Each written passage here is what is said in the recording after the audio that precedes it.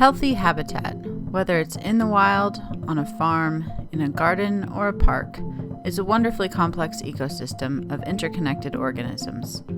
Diverse ecosystems stabilize themselves. Predators keep pests in check, microorganisms regulate the soil, and various plant species give and take nutrients throughout the seasons.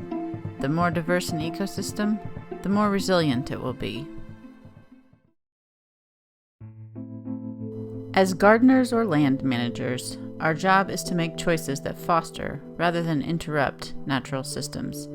Synthetic pesticides disrupt natural systems by killing beneficial predator bugs and organisms in the soil.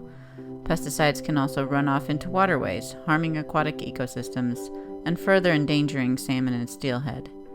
83% of urban streams have pesticide levels that exceed one or more benchmarks set to protect fish and wildlife.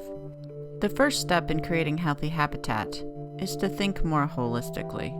When I first started, I used to think that I was kind of in control of the garden, but now my perspective is shifting where I'm thinking myself more as a referee or a conductor, where the plants are the instruments. So all together, all the plants together make this chorus and orchestra, and then my job is just to decide who is louder or softer or yeah, it feels more gentle and exciting, and interwoven and intertwined, rather than be like my job is only to exterminate and be in control, because you don't really get beauty from that. With all terrestrial ecosystems, we must first consider the soil. The soil comprises an entire ecosystem in itself and is the foundation of the above-ground ecosystems. If your soil is compacted, aerate to allow roots to grow deeply. Do a soil test to see if the pH level or mineral makeup needs adjusting. Compost and organic fertilizers can help with any deficiencies. Next, design your space. You can go for a wild, natural look, a carefully cultivated aesthetic, or somewhere in between. To increase the number of beneficial bugs and pollinators in your garden, design with them in mind.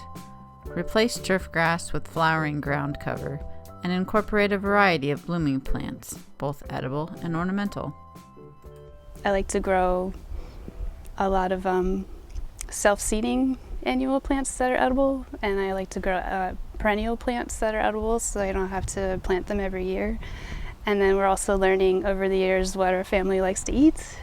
And then as far as insectaries, predatory bugs, they have little tiny mouth parts. They need little tiny flowers. So the umbel flowers they really like, in the carrot family. Parsnips and cilantro and fennel, they all have these umbel-shaped flowers that predatory insects enjoy for nectar, and then of course they get their protein from eating other insects. I'm also looking for insectary plants, plants that are blooming early in the season, early spring, late winter, and then all the way plants that are blooming later in the fall. So I want something blooming all season long, and I even have things blooming in the winter time. If it's not snowing, I have something here for any sort of insect that's around. And I also look for plants that have foliage that insects like to hide under, so comfrey plants, they die back, and spiders and ladybugs, adult ladybugs, overwinter under that foliage. There's kind of a lot to think about, but mainly you want to think about lots of flowers and a long bloom time for insectary plants. Take out the lawn and start planting. I mean, I do a certain amount of human food planting as well, but it's really mostly pollinator planting. So the idea here is to just create a garden such as this continual, throughout the season, continual plantings, Phacelia, borage, crimson clover, etc. Good forage for all the pollinators. When shopping, talk to the nursery to ensure the plants you buy haven't been pre-treated with neonicotinoid pesticides that harm bees. In addition to providing food, insects need water. In summer, trays of water with marbles or rocks in them allow bees and other insects to drink. Finally, leave a little mess. Hollow stems from plants like raspberries and echinacea provide habitat for tunnel nesting bees. When a plant dies back, pull it and lay it down to provide mulch and habitat for beneficial bugs. Alternately, provide some bare dirt without mulch for ground nesting bees. In the fall, leave some leaves. They provide habitat for overwintering insects and also provide nutrients for the soil when they break down in the spring. Diverse ecosystems will naturally have fewer weeds and pest outbreaks, but some additional management may be needed or desired. Arbor Lodge Park is the largest pesticide-free park in Portland.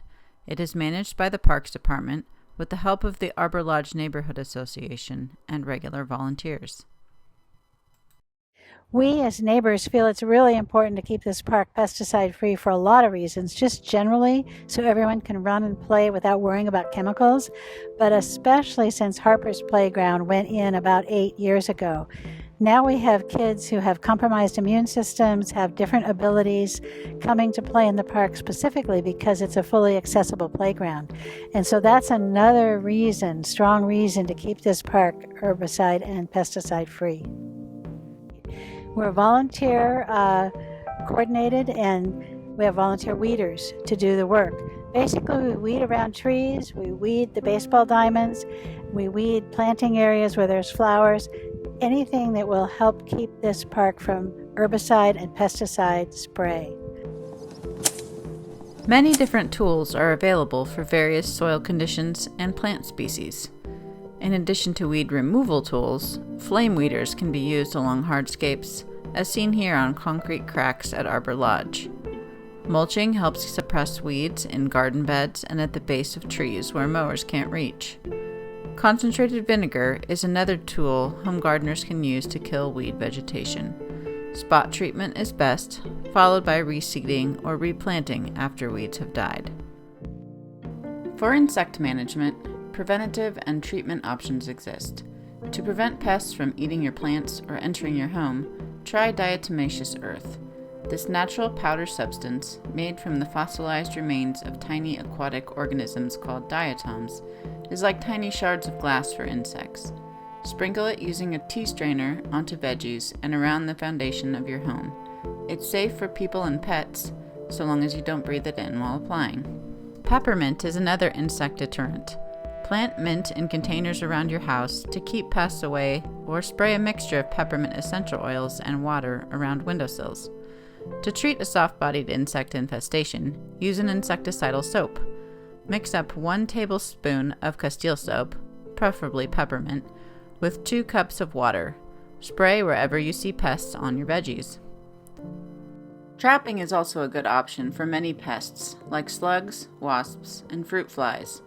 Natural oil-based products are available to treat many types of insects and fungi as well. Managing weeds and pests without pesticides takes a bit more planning, but you'll know you have created healthy habitat for the people, pets, and pollinators in your community.